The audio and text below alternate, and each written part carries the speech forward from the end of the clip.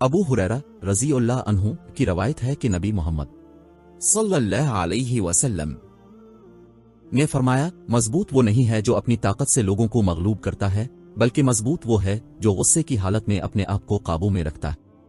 सही अल बुखारी किताब 73 हदीस 135।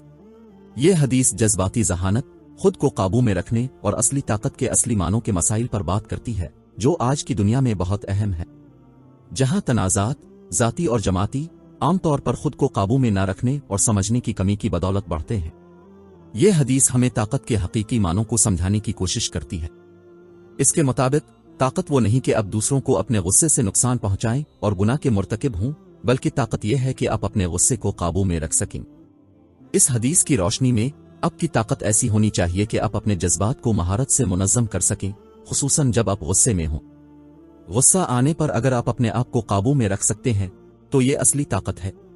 माहिरीन ने मुख्तलिफ तरीक़ाकारों का इस्तेमाल करके इस पहलू की तहकीक की है, जिसमें कैदियों के इंटरव्यूज़, नफ्सियाती मुआयना और जुर्म की रिपोर्टों का शुमारियाई तज्ज़िया शामिल है। कुछ मुताला ये साबित करते हैं कि बहुत बड़ी तादाद में कत्ल पहले से मंसूबा बनाकर नहीं होते, बल्कि उन्हें शदीद जज्बाती उरूज के लम्हात में किया गया है, जहां खुद को काबू में रखने की सलाहियत कम होती है।